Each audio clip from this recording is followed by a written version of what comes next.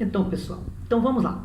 Desde Gênesis até Apocalipse, o Senhor conta a história, especialmente até Mateus, né? Porque Apocalipse já é o futuro da igreja, o que vai acontecer. Mas de Gênesis até Mateus, especialmente depois da morte de Jesus Cristo, Mateus, Marcos, Lucas, João, o Senhor vem contando a história, né, da noiva, que Ele está preparando a noiva do Cordeiro.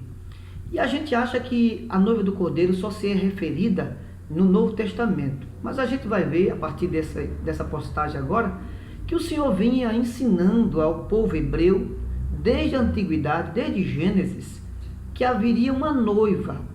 O Velho Testamento, apesar de ser real, autêntico, verdadeiro, mas tudo que aconteceu no Velho Testamento era um tipo de sombra do que iria acontecer no Novo Testamento. E a noiva do Cordeiro, a noiva de Jesus, que é a igreja, já tinha sido profetizada através das histórias que acontecia no Velho Testamento e que nós hoje interpretamos como uma profecia que estava sendo dita, mas na época não entendida, sobre o relacionamento de Cristo e a sua noiva, que é a igreja. Uma história muito interessante que aconteceu em Gênesis é a história do relacionamento entre Isaac e Rebeca. A gente vai ver aqui no capítulo 24 de Gênesis e o versículo 63 em diante. Olha que coisa interessante. Parece que foi sem ser propósito. Não, Deus deixou registrado na Bíblia para a gente ver, interessante, sobre o tipo da igreja, o tipo de Jesus, que é Isaac e Rebeca. A palavra do Senhor diz aqui no versículo 63, diz assim, do capítulo 25 de Gênesis: E Isaac saíra a orar no campo sobre a tarde, e levantou seus olhos e olhou, e eis que os camelos vinham.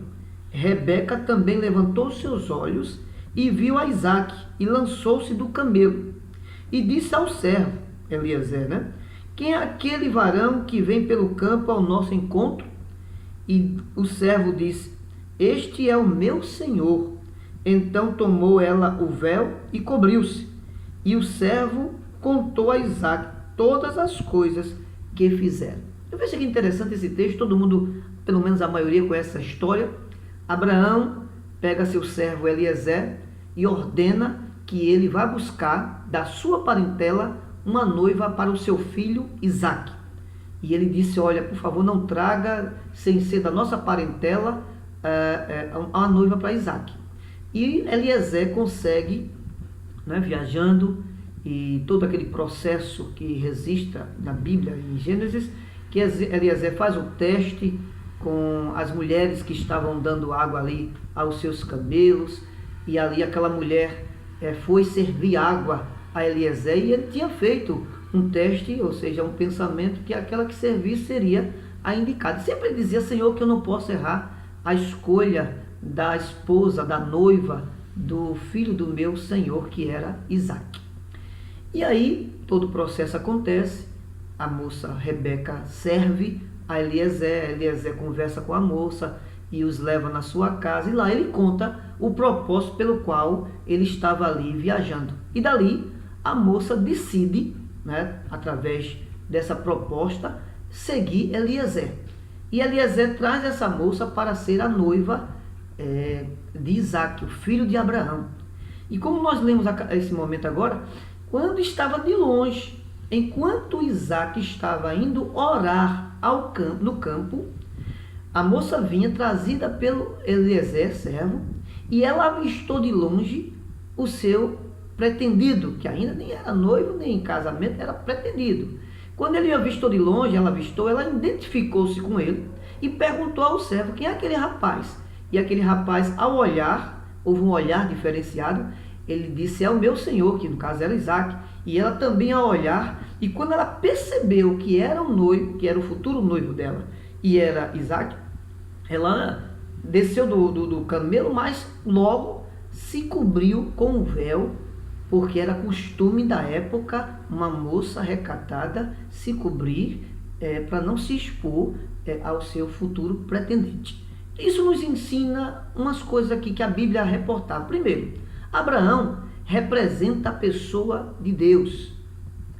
É o tipo da pessoa de Deus. Isaac, na tipologia bíblica, fala de Jesus Cristo. E Rebeca é a tipologia da igreja.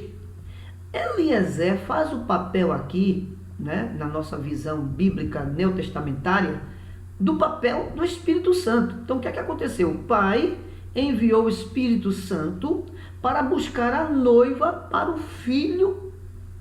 Isaac, no caso, é Jesus. E uma coisa bonita que a gente vê para a gente entender revelação, que essa noiva foi trazida pelo Eliezer, que representa o Espírito Santo, mas antes do encontro houve um ato interessante. A noiva se cobriu antes das bodas do cordeiro, ou seja, de Isaac.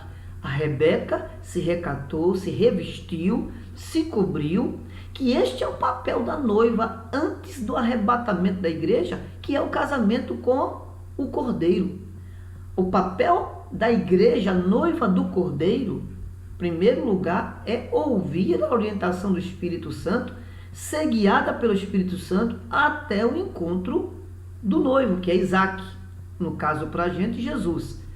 E agora, quando a noiva chega próximo, quando está se aproximando do noivo, quando o tempo de se aproximar chega, ela percebe de longe quem é Jesus, quem é Isaac, que é profeticamente Jesus, e ela se acoberta, se cobre, que isso é um ato de preservar-se, um ato de santificar-se, um ato de estar preparando-se para o momento final, que é o papel da noiva do Cordeiro. Então, como edificação para a minha vida, para a tua vida, o que o Espírito Santo hoje quer fazer com a noiva, a igreja do Senhor Jesus Cristo, antes do arrebatamento, é que ela se cubra de vestes de salvação, ela se cubra de vestes de santidade, ela se recate, venha se reservar para o momento das bodas, isto indicada pelo Espírito Santo. Mas quem revelou à noiva quem era o noivo foi Eliezer.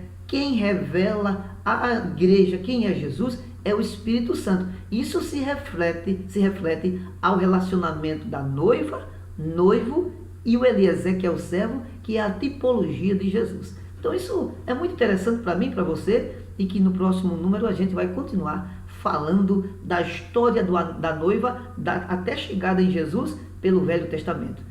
Me aguarde que a gente vai continuar sendo edificado nessa palavra, nesse estudo sobre a noiva do Cordeiro. Deus abençoe.